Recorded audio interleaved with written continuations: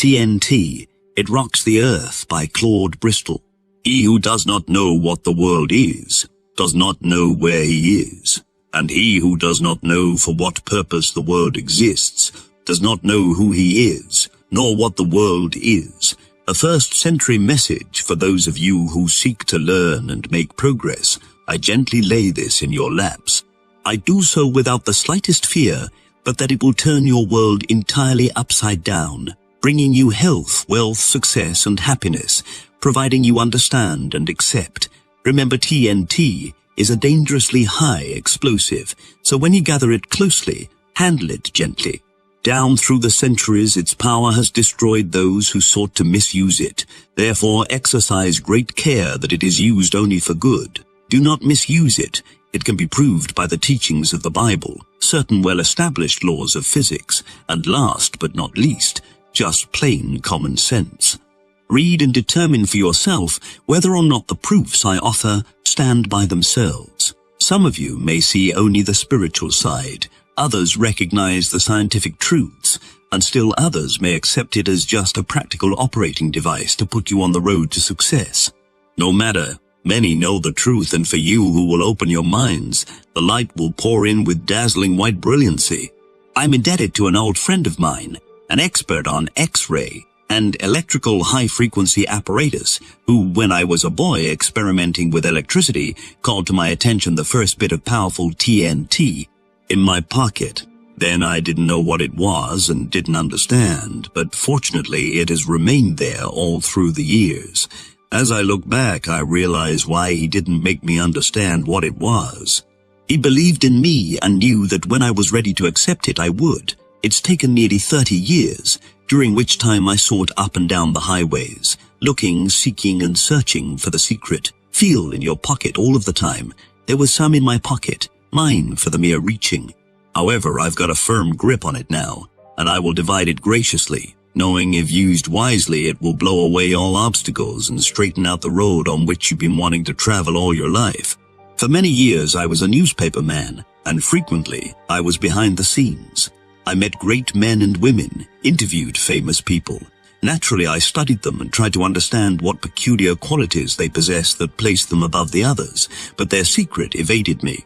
Then came the war, and I wondered why others made progress, while I seemed to be blocked in my own ambitions.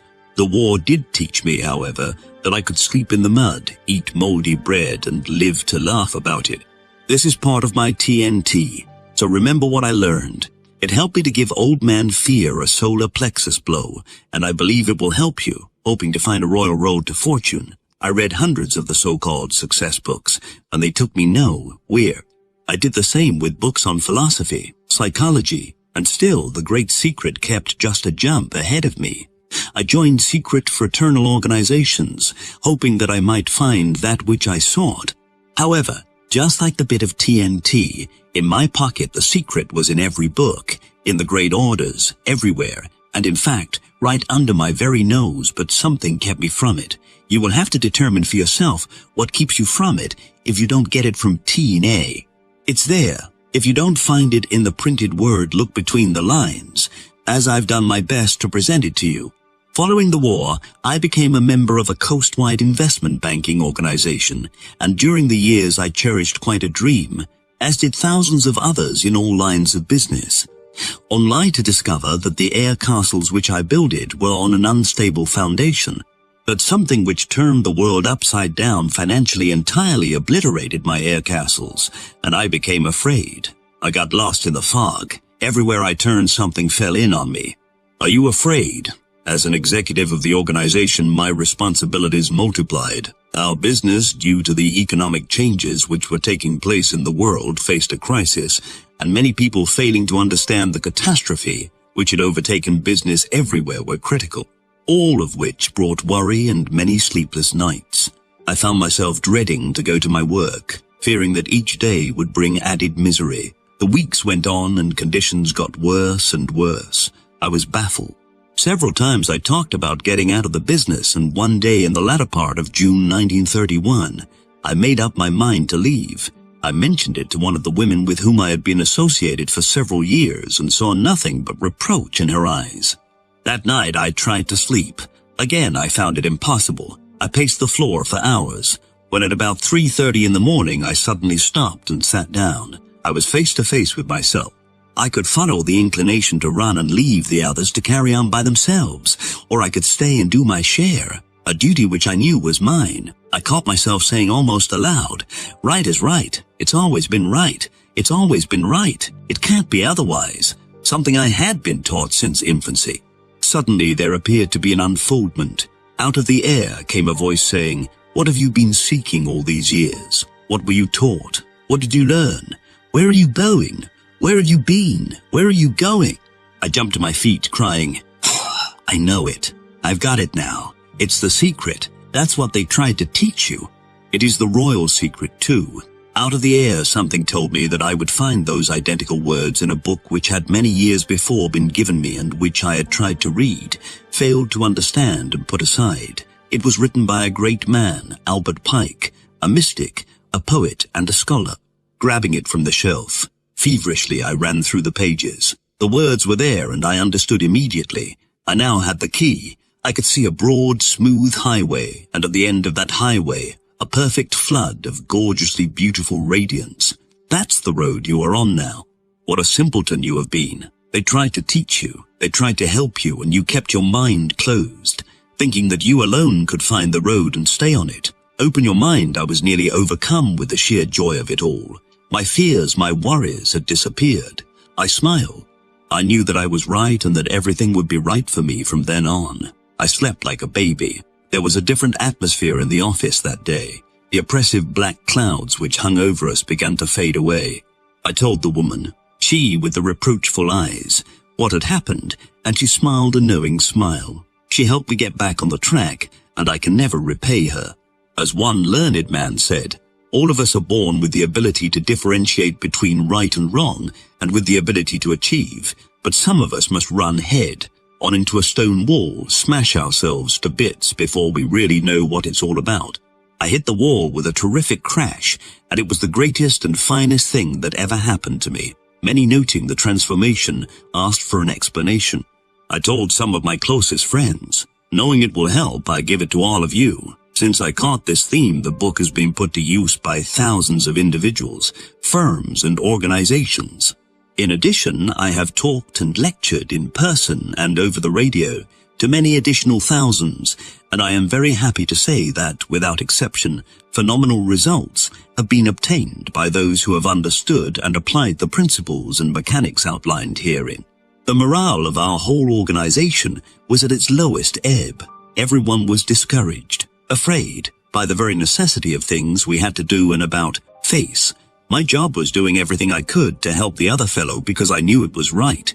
At first I was perplexed as to the methods I should employ to help them, but I used my own system in calling upon the subconscious, and the inner voice said that I should talk to them. Right is right, some were skeptical, but I said to myself, I can prove that I am right. And during the week that followed, I spent every waking hour reviewing the books that I had studied through the years. Naturally, the Bible came first, then followed studies in yogiism, the philosophies of the old Greek and Roman masters, and of the later-day teachers and students. I again deliberated over the meditations of Marcus Aurelius Antoninus, reread Hudson's Law of Psychic Phenomena, another book, The Gist of It, written by a brilliant physician, Hayden Rochester. Again, I studied my books on physics, electricity, and those on the vibrations of light, and discovered that not only was I right, as I knew I would be, but that peculiarly the same general basic principles ran through them all. I reread numerous books on psychology and found the same story everywhere. Subsequently, I quoted excerpts, and lo and behold, things began to move. It has occurred to me again and again that all men and women who use this power are showmen, or to use the words of my newspaper days, headliners, those who hit the front page. Something causes them to toss away the bushel basket under which they hide their heads, and they arise above the commonplace. Surely you will agree they may have the power to the nth degree, but if they do not become headliners, they never get a niche in the Hall of Fame. It doesn't follow that they are newspaper publicity seekers, because some of them are very reticent, and by their very reticence are showmen. Others adopt certain peculiarities or use certain devices to make them stand out from their fellowmen. Some wear an efficacious smile, others scowl, and still others have a certain charm of manner. Long hair, whiskers, and sideburns play their part. Flowing robes and distinctive dress are worn by others. The showmanship of some is evidenced by red neckties, others by spats, affected manners. Where is your niche? Many master the art of oratory, the science of warfare, banking, statesmanship, politics, the arts, but all of them stand out in the full glare of the calcium. Headliners, the number is legion. I mention a few of those of history and today. Demosthenes, Nero, Julius Caesar, Christopher Columbus, Cleopatra, Balzac, de Maupassant, Sir Isaac Newton, Joan of Arc, Cromwell, Edgar Allan Poe, Benjamin Franklin, Alexander Hamilton, Bismarck, Graham Bell, General Grant, Seal Hodes, Pym, T. Barnum, Clemenceau, Kitchener, Woodrow Wilson, Joffre, Sir Thomas Lipton, Foch, Mussolini, Winston Churchill, Charles E. Hughes, Lloyd George, Mahatma Gandhi, Ramsay MacDonald, Will Rogers, Douglas Fairbanks, Roosevelt, Henry Ford, Lindbergh, Alfred E. Smith, Lenin, and Hitler. They have been and are found in every walk of life. Gandhi uses this power, I am sure, and I think he is the greatest headliner of present times. You can find many pictures showing him in the modern civilized garb of man, but today, and for several years, he has kept his hair cropped short, worn a loincloth, and a pair of huge spectacles.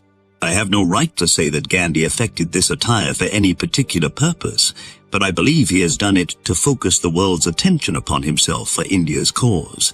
I make no attempt to explain why those who use this power are showmen. You'll have to determine that for yourself. But remember, a city that is set upon a hill cannot be hid, neither do men light a candle and place it under a bushel. Again, the great truths of life become known only to those who are prepared to accept them. I repeat, thousands who use the power for evil brought on their own destruction. We get out of life exactly what we put into it, no more, no less. When we put in good thoughts, constructive efforts, and do good, then we receive like in return, for whatsoever a man soweth, that shall he also reap. Detonating caps are now set. Caution signals are out. Be careful. A man's true greatness lies in the consciousness of an honest purpose in life, founded on a just estimate of himself and everything else, on frequent self-examinations, and a steady obedience to the rule which he knows to be rule, which he knows to be right, without troubling himself about what others may think or say, or whether they do or do not do that which he thinks and says and does. Marcus Aurelius Antoninus. There are thousands, yes, millions of people seeking the secret, the key to health, riches, happiness, contentment, and a solution of their problems. Through the ages, many men and women had the secret, used the power, and I am positive you can acquire it too if you'll think as you read, accept, and apply the ideas contained herein. What do you want? Where are you going? An old story, I repeat, an old story. Down on a levee in Mississippi, two men were dozing. One of them yawned, stretched his arms, and sighed. Gee, I wish I had 1,000,000 watermelons.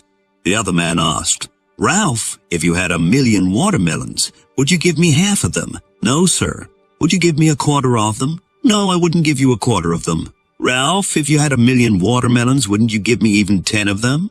No, sir. I wouldn't give you 10 of them. Well, wouldn't you give me one lousy watermelon? Say, Sam, I wouldn't give you even a bite of one if I had 1,000,000 watermelons. Why not? Because you're too lazy to wish for yourself. There's much to be gleaned from that story. You'll understand as I proceed. I am fully cognizant that some will scoff. There have always been scoffers, but scoffers never succeed. They never get any place in life, simply become envious, while the doer or the person who is moving forward has to jump over or go around them.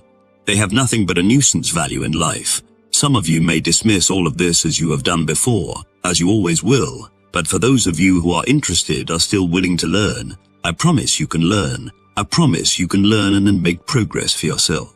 Scoffers do not succeed. I take it there isn't an intelligent man or woman who isn't really interested in getting ahead, but I have often wondered if there isn't a negative quality in most of us which precludes us from really starting. There's a saying I thoroughly believe in. If you believe it, it's so. Simply a cryptic statement or digest of what I give you. All the great teachers, Buddha, Confucius, Muhammad, Jesus, and many philosophers taught a great fundamental idea. It is found in all religions, cults, creeds, and sects. Everywhere runs the same general theme, the gist of which, in my words, is, if you believe it, it's so. If you believe it, it's so. If you believe it, it's so. I quote from the Bible. As a man thinketh in his heart, so is he. As a man thinketh in his heart, so is he. If you believe it, it's so. Note the similarity. Reduce the whole thing to one word, faith. I have heard many people say the day of miracles is past, but never in my life have I heard a thinker, a student, or a believer make such a declaration. Surely, the days of Aladdin and his lamp are gone. Perhaps they never existed. So with the magic wand, the magic carpet, and all of those things of fairy tale and legend, when I refer to miracles, I mean those things which can be accomplished through faith.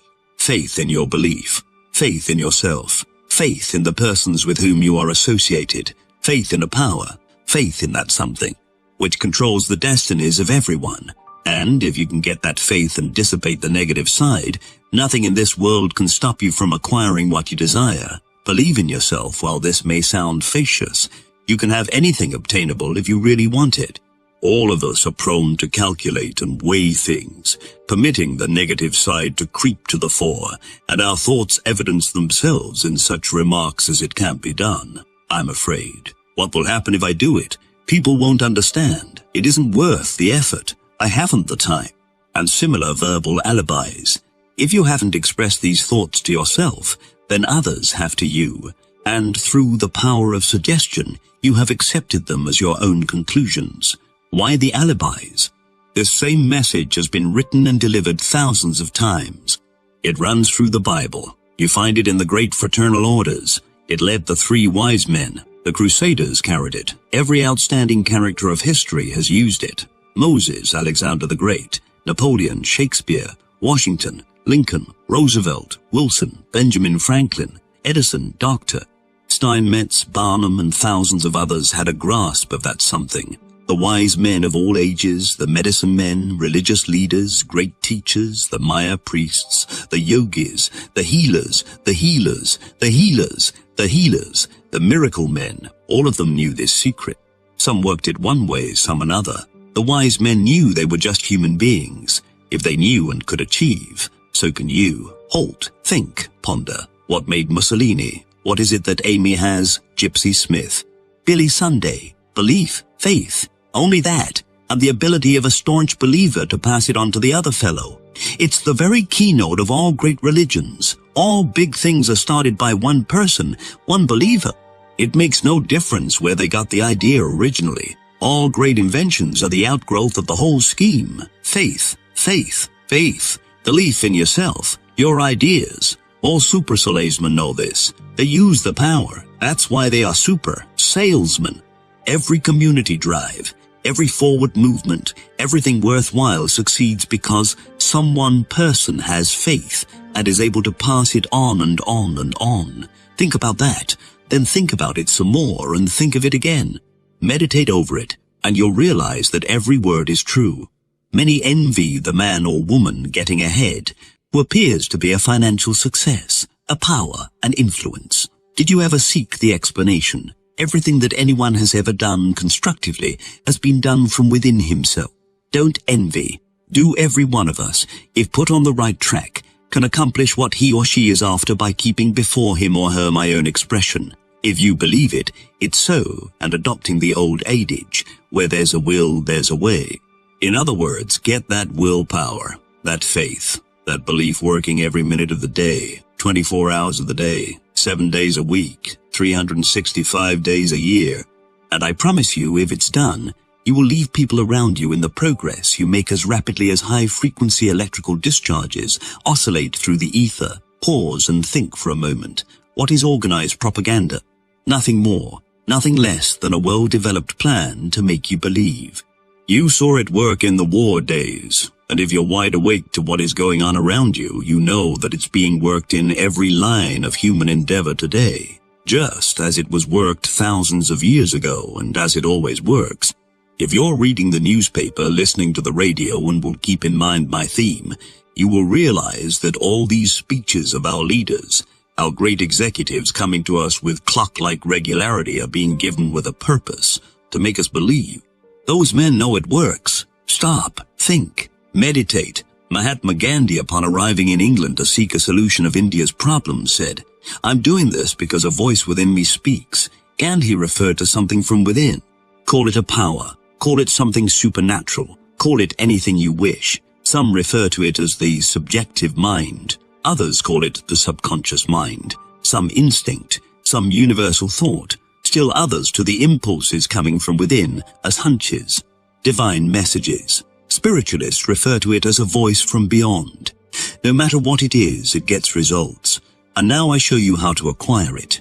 The voice speaks first. However, permit me to set the stage by calling attention to the effect of repetition or reiteration. For example, take a pneumatic chisel. You have seen one used in breaking up solid concrete or piercing holes through steel. It's the tap of that chisel with the terrific force behind which causes disintegration of the particles and makes a dent or hole in the object on which it is used. All of us have heard of the old torture system of dripping water on the forehead. Perhaps you are familiar with Kipling's Boots. It's the tramp of boots that makes men mad. It's the constant never-ending repetition that penetrates. You are familiar with the first part of the picture and how repetition works on material things, but some of you may not thoroughly understand the second part. But here too, it's the repetition that ultimately makes its impression upon the human mind. The fundamental of advertising is its repetition, its appeal by reiteration. 100 others all impressed on your consciousness by constant repetition. Through the science of repetition, you learn to multiply. Everything you ever memorized was impressed upon your consciousness through repetition. You are constantly being reminded to reaffirm your faith in your religious belief. The same science, again and again. Repetition, reiteration, reaffirmation and repetition. The connection between the conscious and the subconscious or subjective mind is close. Every student of the subject knows what may be accomplished by definitely contacting the subconscious. When you get a definite detailed picture in your conscious mind by using this process of reiteration or repetition and make the subconscious mind click, you have at your command a power that astounds. The science of suggestion. We hear much about the power of suggestion. We know how easy it is to make a person ill by constantly suggesting to him that he doesn't look well, etc. It's the constant mental review of his crime that makes a lawbreaker confess. As a newspaperman, I have been in on many third-degree sessions. I have seen detectives and prosecutors corner a single individual and shoot questions at that individual until his face was bathed in perspiration. It is the deadly repetition, the reiteration, the tap, tap, tap, tap, through the power of suggestion which brings confession. Skilled prosecutors, clever defenders appeal to the emotions of jurors, never to the conscious reason. And how do they do it? Simply by a process of repeating and emphasizing time after time the points they wish to stress. They do it with usage of words and variations of argument. Behind all there is the tap, tap, tap, tap, tap, tap, tapping the subconscious, making the jaws believe. If you will keep this idea of repetition in mind, you will understand why members of a certain race of people are so successful in business. When families are gathered together, the subject of conversation is business, business, business, business. They talk their problems over. They keep before them constantly the idea of making money and making progress, and never for a moment are they permitted to forget. And they stick together, the idea that was born of necessity, just like a machine or an article is born of necessity. We are all familiar with the old adage, necessity is the mother of invention, and it is true of all human impulses and endeavors. A drowning man grabs at a straw, a starving man at a crust of bread. The impulses come when you get up against it. You who have been there know what you had to rely on in times of acute pressure and whether or not you heard a little voice from within. There can be no gainsaying that once you have made up your mind to do a thing, it will be done. But the trouble with most of us is that we sidestep, vacillate, and seldom make up our minds to what we want or determine clearly the road on which we wish to travel.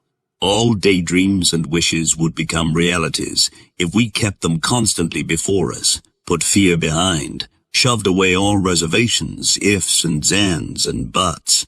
Again, a lot of us think we know what we want when, as a matter of fact, we don't. This sounds paradoxical, but if each of us knew what he wanted, he would get it, provided he had the willpower, the stamina, the dynamic force, the fight to go after it.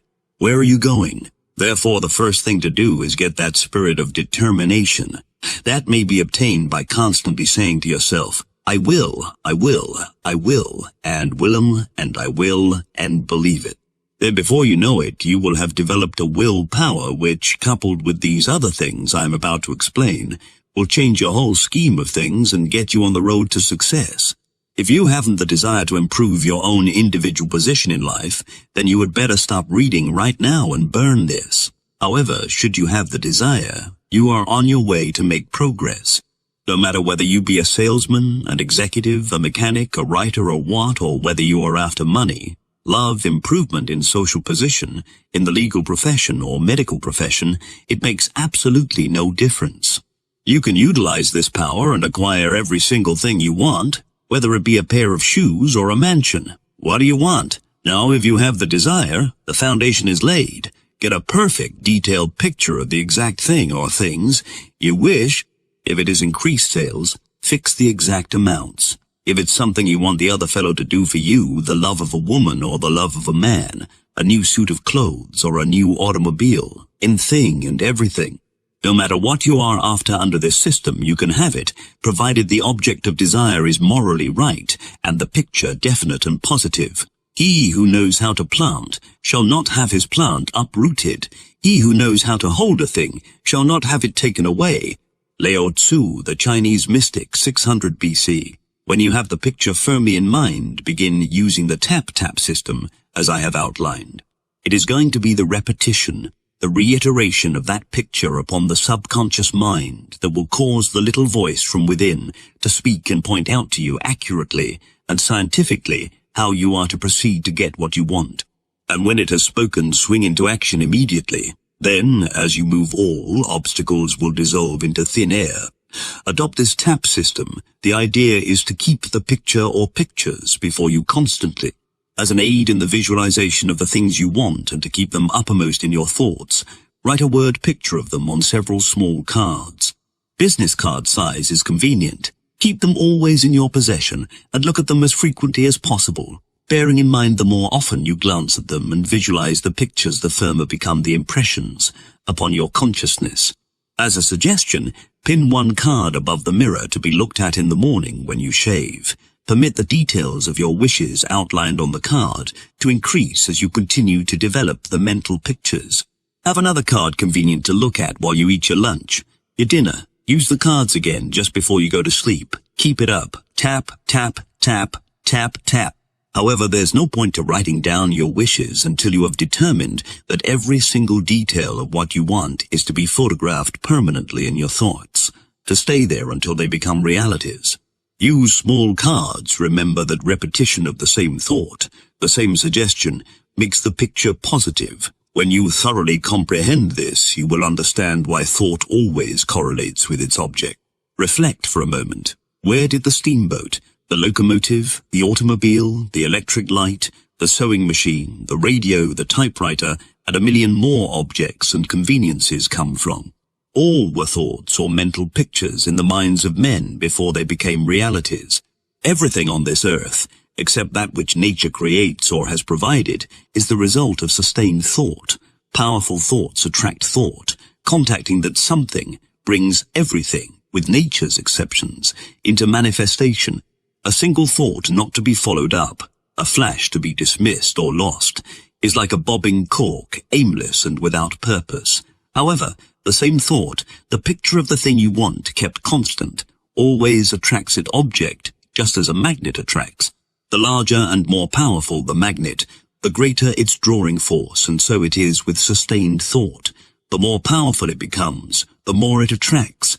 Just as a huge magnifying glass drawing the sun's rays and kept focused on a certain spot will burn a hole, so will powerful, sustained thought The vivid mental picture directed to or on its object correlate. However, you must mentally see the picture of your object or ideal as a reality. See every detail of the picture as being in existence, just as you want the object or ideal to actually be. Then, as if by magic, the chain will link itself together.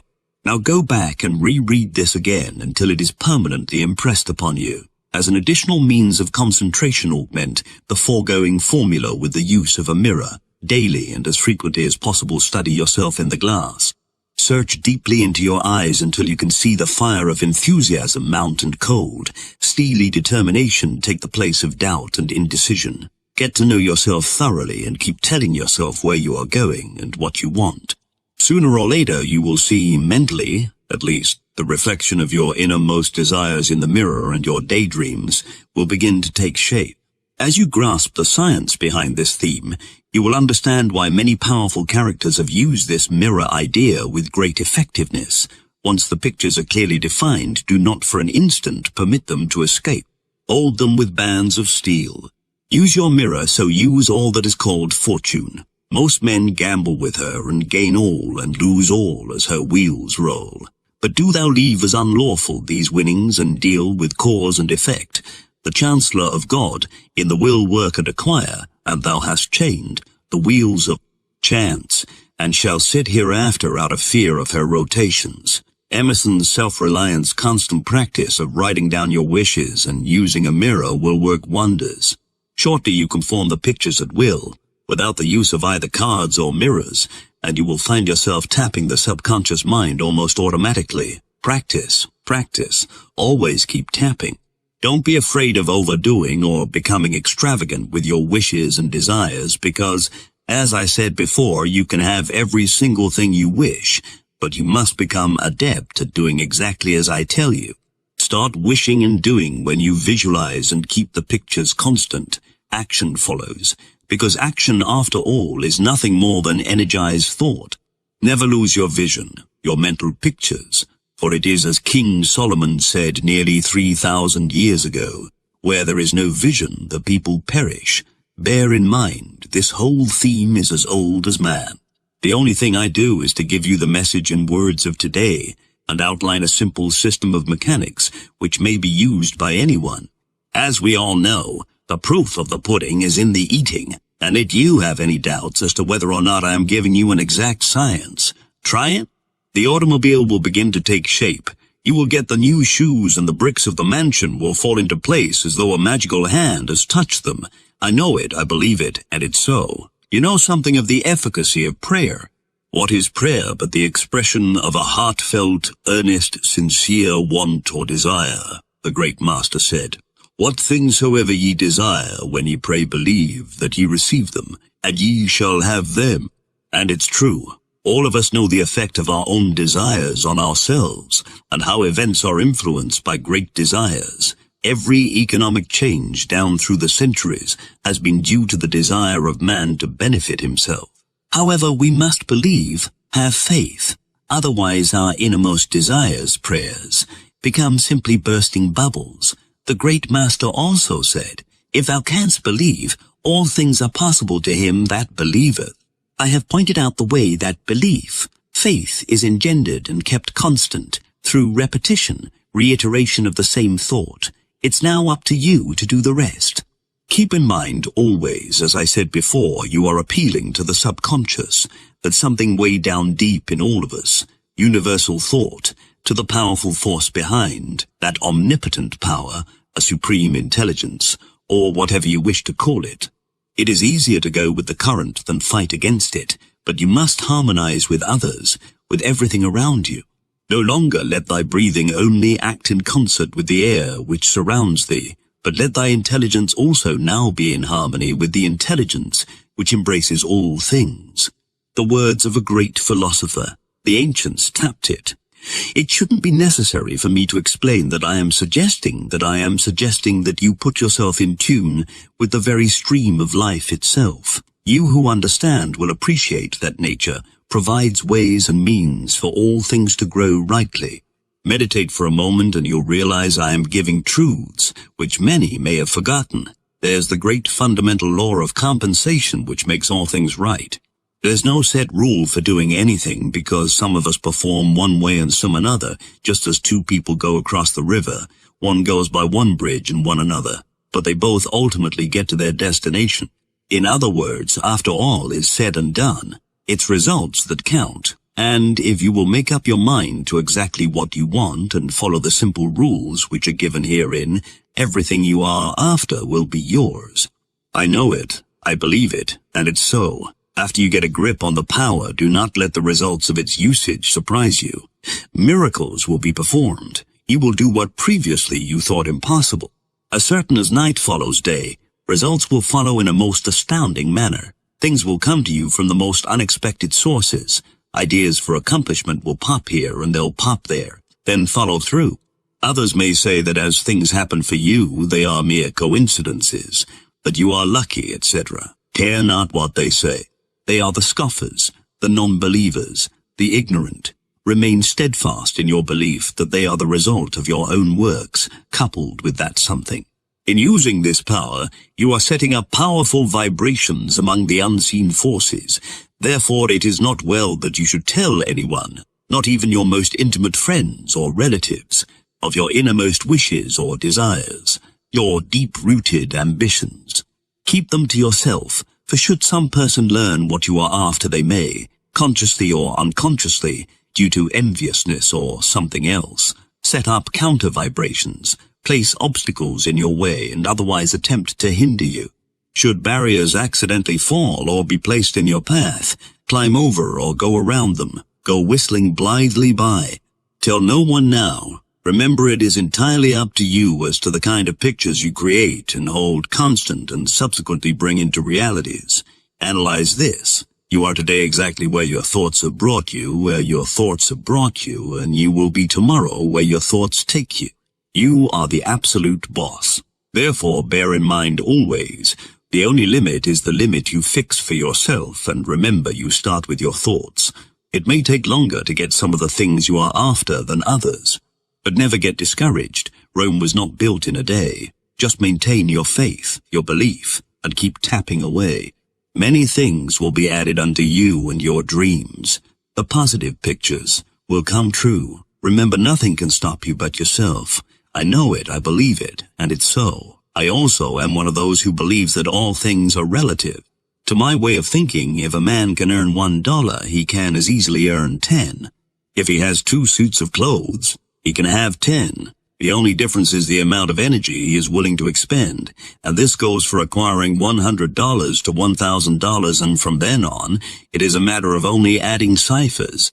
There is no limit as to what a person may do or secure, provided he makes up his mind and steadfastly and determinedly moves towards his goal. Look within. Within is the fountain of good, and it will ever bubble up if thou wilt ever dig. An ancient saying, as I said, under detonating caps, be careful how you use the power which is to be yours.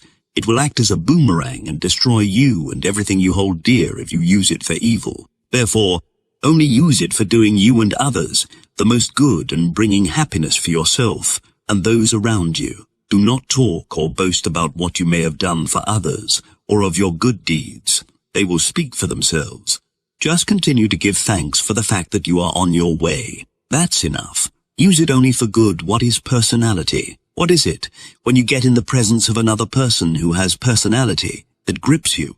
What is it that causes you to feel his very presence, that overshadows you? It's nothing more than a dynamic force coupled with willpower, which is drawing from that huge reservoir of the subconscious. There are millions of people who have this personality. Some say it's natural with them. Perhaps it is, but they are unconsciously using this power. In other words, it's sort of been thrust upon them, and when that thing called personality is backed up with willpower, things move. Have you got it? To my way of thinking, selling bonds, books, clothes, insurance, electric service, washing machines is no different than selling any other commodity, selling yourself or selling ideas. I have found that trying to put over an idea, firstly, I have had to believe in the idea. Dream it, eat with it, eat with it. I had to have it with me every minute of the day until it became part of me. The old idea of repetition again, and I know it works in selling commodities. You have got to know what you are talking about, and only hard, Personal, persistent, intelligent study will enable you to do this. One more thing, and that is keep informed as to what is going on in the world about you. You never know what a prospect may be interested in, and it's sometimes necessary to get his attention or you'll break entirely through irrelevant subjects. That's why I repeat, read the newspapers, current periodicals, and read them thoroughly. I don't mean read every detail of some murder or suicide, but get a digest of the day's news. Awaken, know what is going on about you. Get understanding. Keep step with the world's affairs. The better informed a person, the better he is equipped to get what he wants. Don't forget that knowledge is power. All of you should know that by this time, he who knows others is clever, but he who knows himself is enlightened.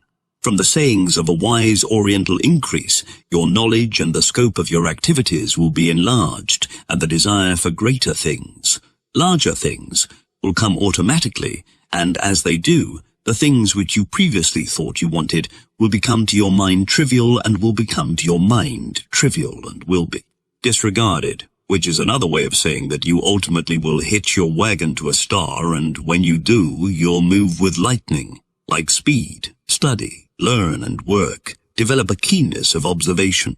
Step on the gas. Become alive for yourself and you'll pass it on to the other fellow. Get confidence, enthusiasm, and you're set up like vibrations all around you. And that's the theory of all life, as old as the world itself. Like begets like, a laugh brings a laugh, a good deed calls for a good deed, riches beget riches, love, and so on. The old law of attraction stated in Ampere's theory of electrical magnetism is, parallel currents in the same direction attract one another, and when you are out of tune and antagonistic, you put others out of tune and make them antagonistic, because parallel currents in opposite directions repel one another. However, don't get the thought that I have given you an oversized wishbone which will enable you to sit down and, by talking to yourself, through the idea of repetition, get what you want, because it will never work. You have got to have the wishbone backed up with a backbone, and that isn't all. The wishbone and the backbone must be coordinated and synchronized to a point where they are running in perfect harmony, and when they are in tune, you will find personality developing. Then put action, energy into your scheme, and everything will move before you. Wishbones need backbones. I take it that all of us have admired that intense type of person. I mean by that, one whose shoulders are back, whose chest is out, whose head is up, and whose eyes are alert. It is easy to pick out in any organization those whose feet lag, whose shoulders droop, whose chins sag, and whose eyes are a blank. Drifters, loafers, quitters. First measure yourself. Then study those with whom you are associated, and you can tell at almost a glance those who will make progress and those doomed to failure. Every physical movement tells a story. Each marks your personality. Your body and your mind are in reciprocal relationship. Each acts and reacts upon the other. Your bodily movements, your facial expressions indicate the way you think.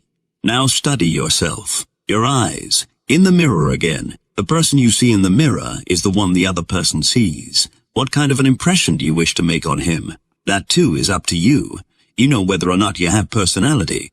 If absent or undeveloped, make up your mind to get it. You can, and you will when you make up your mind, and do as suggested herein. If you will develop that intensity of purpose, determination to get ahead, shortly the determination will show in your eyes. You have heard people say that a certain person has a penetrating gaze, that he looks right through one. What is it? Nothing more than that fire from within. Intensity, or whatever you wish to call it, which means that the person who has that gaze usually gets what he wants. Remember, the eyes are the windows of the soul. Look at the photographs of successful men. Study their eyes, and you will find that every one of them has that intensity.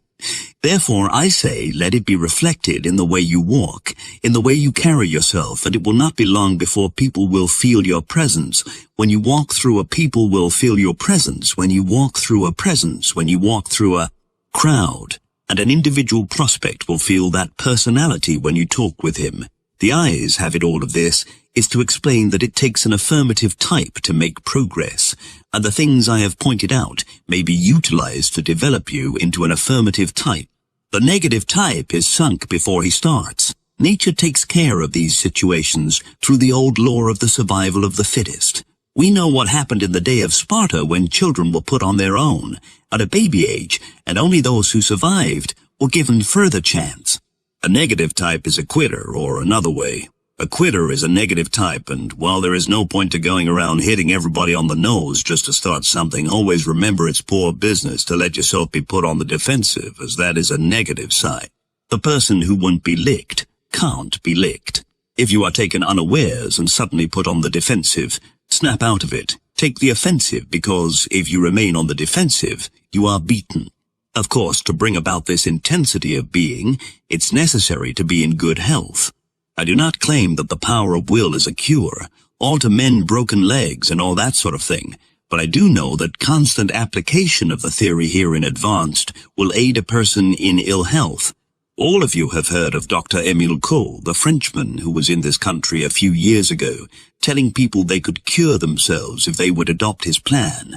His idea was that you should say to yourself, "Every day, in every way, I'm getting better and better." Just ponder over that for a minute. Every day, in every way, there was nothing new in that idea, any more than there is in the ideas which I put forth. Simply another way of expressing the whole scheme. Reiteration, repetition, keeping uppermost in your mind all the time what you want, and which positive thoughts, in turn, are passed on to the subconscious mind. The wonder thing. Think health, wealth, and happiness, and they will all be yours. It cannot be otherwise. We all know of people who are continually talking about backaches, headaches, or some other kind of aches.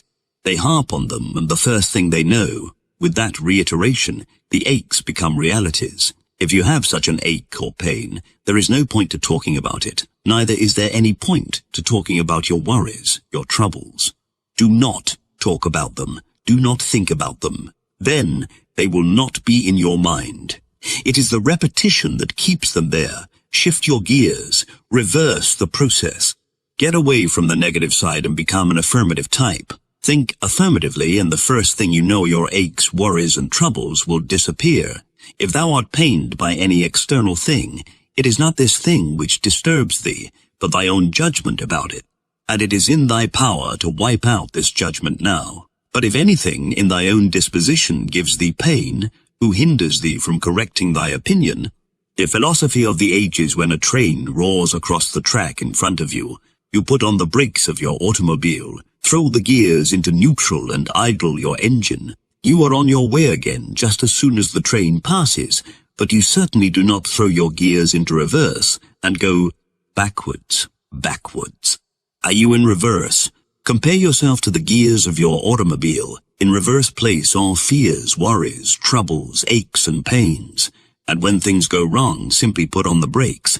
Idle your engine until you can clearly see the road ahead. In high is everything you desire. Health, wealth, happiness, success. No power in the world except your hand can put the gears of your automobile in reverse. If your own gears get in reverse, remember you alone put them there. And you put them there with your own thoughts, because there is nothing either good or bad, but thinking makes it so. Therefore, as you think, you move either forward or backward, in high gear or in reverse. When you place yourself in reverse, worry, stew, and fret, you are using the tap idea to bring into existence the things you would most avoid. Some 3,500 years ago, Job said, "For the thing which I greatly feared is come upon me, and that which I too was afraid of is come unto me." Certainly they came upon him because he, in his fears, pictured them. He used the immutable law to attract them. Just as you bring the good things which you want into reality by holding the positive thoughts constant, so do you bring the bad things, those which you fear, by holding the worry, the negative thoughts constant. If you have read this far, then you must realize that when you look after your thoughts, then your thoughts will look after you. Therefore, which will it be? Grief, trouble, ill health, worry, failure, or health, worry, failure, or health, wealth, happiness, success. It's entirely up to you. No power on this earth, but you can direct your thoughts, and the way you use your will to keep your thoughts positive is a matter solely under your control. Therefore, lose no time in erecting a steel wall on the right side of the reverse gear. Close the door of yesterday. Keep it closed always. then shift from low gear into high and stay there. Which will it be? Those of you with your own business, increase your business. Or if you're a salesman, your sales, as a result of your own thinking. When others tell you that business is bad, things are tough, going to the bow wows, etc., and you accept their thoughts and make them your own, your business will go to the bow wows. Have no doubt about that. Then as you talk to others with your chin on your chest, your feet dragging in the front of a professional mourner, then you tap them down, and the more you circulate and the more you talk. Tapping with the same story, especially if you think and talk with an air of conviction.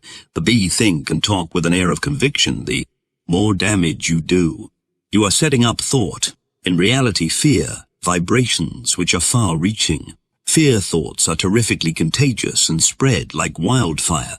Conversely, as you direct your thoughts, visualizing, towards increasing your business, your sales, your profits, etc., have no misgivings of your own, keeping your mind closed to the downward tapping thoughts of others, and put enthusiasm, energy, and action into your program, your business, your program, your business, your sales automatically will increase. You must keep in mind always that the intense fire of enthusiasm from within becomes a conflagration which affects all on your wavelength as long as you radiate it. The vibrations you set up with your powerful rays of enthusiasm inspire others, raise them up, build and attract business, just as fear vibrations tap others down, repel and destroy.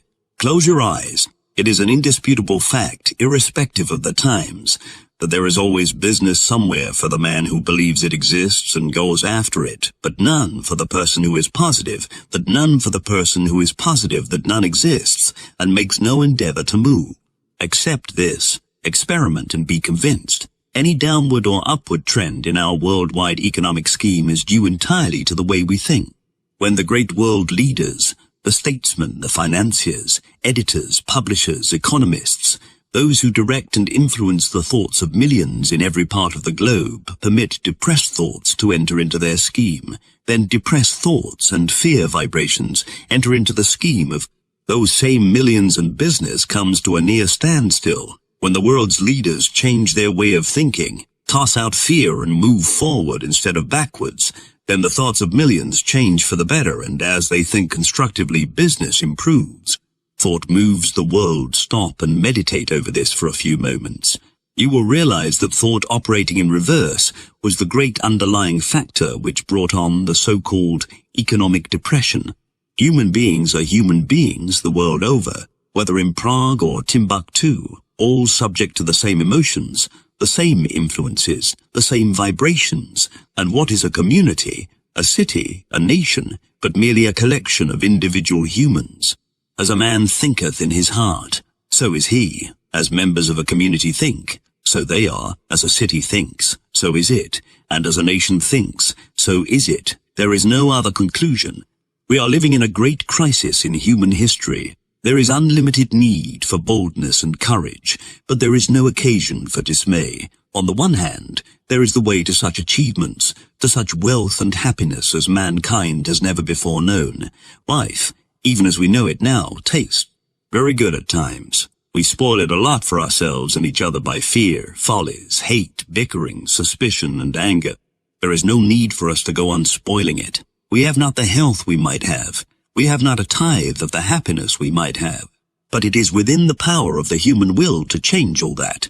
H.G. Wells, England's great man of letters, this power, this vital energy, or whatever it is inexhaustible, and it is so easy to use it if you only have the key. I am fully appreciative of the fact that psychologists maintain that few persons really think. It is my hope that this message will cause you to think. If you dismiss it as so much balderdash, then I shall know that you have never understood or appreciated how the great characters of history whom I have previously mentioned, and many others with whom you yourself should be familiar, made names for themselves, or gained niches in the Hall of Fame.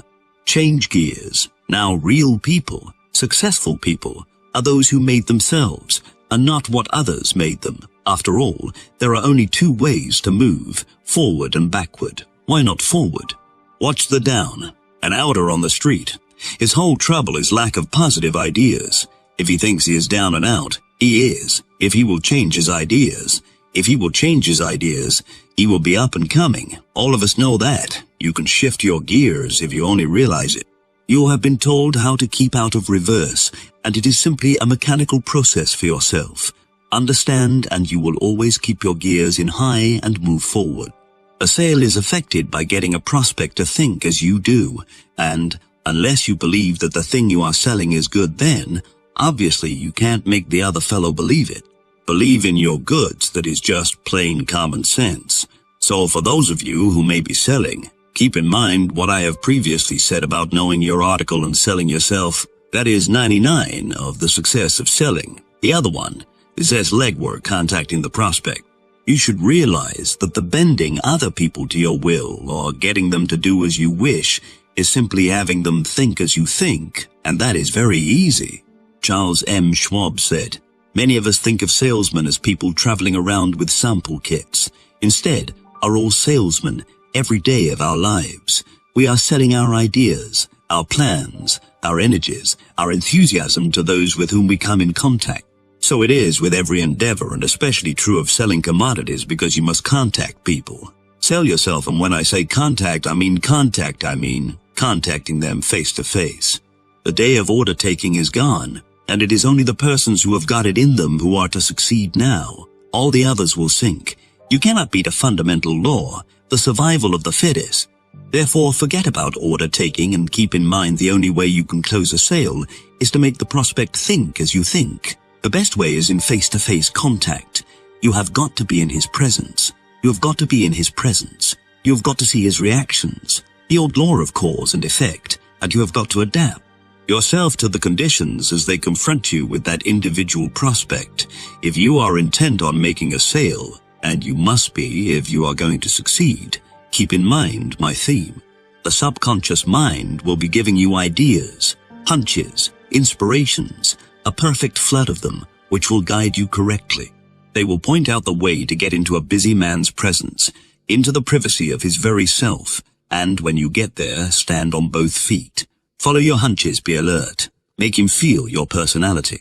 Know what you are talking about. Be enthusiastic. Don't quail. You are just as good as he is, and besides, you may have something which he hasn't, and that is utmost confidence, utmost faith in the article you are selling. On the other hand, if he is a success, he also has personality. Therefore, be sure to put the contact on a 50-50 basis. Do not belittle him. Do not let him belittle you. Meet on common ground. Make him like you, and when he likes you, and when he likes you, and you him, success is on its way. Remember, you are going to sell him. There is strength in teamwork. The esprit de corps pounded into those of us who were in the army made the American forces what they were. And it's the esprit de corps, teamwork, determination to move forward, which will shove us along. If this is accepted in the spirit in which it is given, put into execution, you will be unbeatable. And by getting in tune and getting others on the track, the world is yours. When fear rules the will, nothing can be done. But when a man casts fear out of his mind, the world becomes his oyster. To lose a bit of money is nothing, but to lose hope, to lose nerve and ambition, that is what makes men cripples. Herbert N.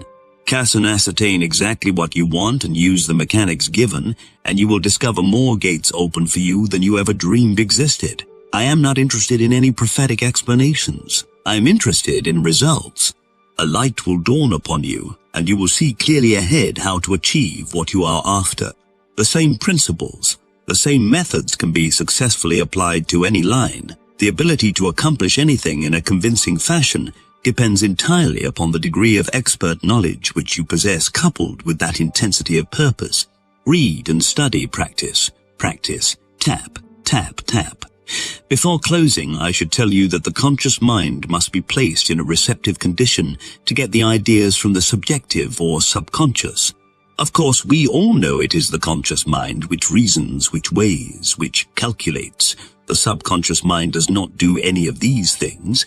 It simply passes on ideas to the conscious mind. Open the door. You have heard a lot of people say, play your hunches. What are those hunches? What are those hunches? Where do they come from? They come from the workings of the subconscious mind. Psychologists tell us, You will soon understand the reason that to put the human mind in a receptive condition, you must relax. If you have ever laid on the massage table and been told by the massage table and been told by the masseur to relax, then you know what I mean. Let the body go limp. If you have trouble at first, try it with your arm, both arms, both legs, until the whole body is relaxed and the mind automatically will relax. When that is accomplished, concentrate on what you want. Then hunches come. Grab them, execute them as the little voice tells you. Do not reason or argue, but do as you are told and do it immediately. Relax and tap. You will understand what psychologists, mystics, and students mean when they tell you to stop, relax. Think of nothing when you wish to draw on the subconscious and have the little inner voice speak. As you further progress, you will also begin to realize what the seers of the East had in mind when they said, become at ease, meditate, go into the great silence, continue to meditate, and your problems will fade into nothingness. The road ahead will become illuminated, and your burdens will fall away one by one. Is there anything clearer than Pilgrim's Progress? My message is no different than that which was conveyed there, only, as I said before, I put it to you in perhaps different words. The late Thomas A. Edison, explaining his success of inventing, said, I begin by using my accumulated knowledge, but most of my inventions are completed with ideas which flash into my mind out of thin air. Fred Ott and Charles Daley, associated with Mr. Edison for more than 50 years, solved the secret of making synthetic rubber. The mysterious nothingness I quote from a newspaper story dated October 21, 1931. On Monday Mr. Edison, started to sink into a stupor, but Daley and Ott were still pounding doggedly, determinedly concentrating, tap, tap, tap, tap, tap, tap, tap, tap at their experiments, and on Tuesday night the solution flashed. Out of the mysterious nothingness, the little voice spoke, just like it always does when you make up your mind what you want and when you go after it. If your own little inner voice suggests that you ask for something, do not be backward about asking. You have nothing to fear. The other person will never help unless he knows your wishes, so you must ask. Accept the theory advanced herein and practice intelligently, and the voice will speak just like it did for Edison, Ott, Daley, and thousands of others, and you will get results. All will be yours. In Julius Caesar, Cassius, he of the lean and hungry look, talking to Brutus of the Roman emperor's power, said, the fault, dear Brutus, is not in our stars, but in ourselves that we are underlings. As you know, William Shakespeare wrote that, and he himself arose above the commonplace by using this power. If you are timid, backward, in a rut, and an underling, it is because of yourself. Blame not the stars. Blame not society. Blame not the world. Blame yourself. Again, I say, change gears. Put them in high and begin to move. Who is to blame? Some people not thoroughly understanding may say that you are conceited, self-centered, or selfish, but care not what they say. Those are the scoffers. Those who would put rocks in your road and otherwise impede your progress. Those who understand will be helpful. They will be eager to serve you. The intelligent ones will begin to study you. The intelligent ones will begin to study you to determine what you have that they haven't and try to learn your secret. I have given you a grip on it. Hold it to you tightly and start moving forward. George G. Nathan, one of America's foremost critics, in a compilation of living philosophies, declares he has never known a man who succeeded in life in a material way who did not think of himself first, last, and all the time. Naturally, I don't know just how Nathan meant that, but I'm sure he did not mean that a successful man is selfish to the point where he isn't helpful to others, because if you follow the theme as I have outlined it, and get on the road to success, you will not be led to act ruthlessly. Service pays dividends, as a matter of fact. The exact opposite is true, because you will find that you will wish to do charitable things, good things for other people, performing services involving the throwing out of crumbs, as it were, and your willingness to do something nicely for the other man, which will bring about a willingness on his part to do something for you. There is nothing selfish about this. It's just a matter of cause and effect. Remember the laws of attraction. Like always attracts like. When you perform a service, you will be paid huge dividends. There is no mystery about it. It's just so. I am the master of my fate. I am the captain of my soul. As a man thinketh in his heart, so is he. I know it, I believe it, and it's so. This little book will do everything for you that is claimed, but you must reread it until every sentence, every word is thoroughly understood, and then you must apply the principles and mechanics with your whole heart and soul. Make them a part of your daily life, and when you put into practice the ideas offered, you will find that they will work just as they've always worked, and always will. If you are in deadly earnest with yourself, you will find the whole scheme very simple.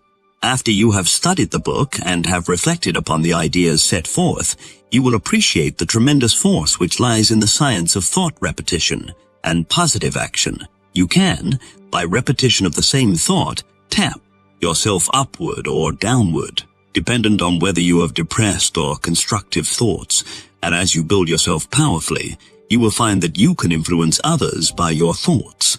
Therefore, let me again admonish you to exercise great care that you do not misuse your power. Keep your mind filled with good, constructive thoughts, and then act with all the energy you possess as the ideas come to you. Remember, every thought kept ever constant leads to action and results follow. So keep this book and read it again over and over. Study it and reread and study it as frequently as possible. In the beginning, all things were good. Man himself made them bad. You do evil and evil will be done unto you. When you do good, you will receive good in return. You can be what you wish and have everything you want, provided you are willing to pay the price in time, thought, effort, and energy. You now have the key to receiving all that you desire. Best of luck to you and your future endeavors.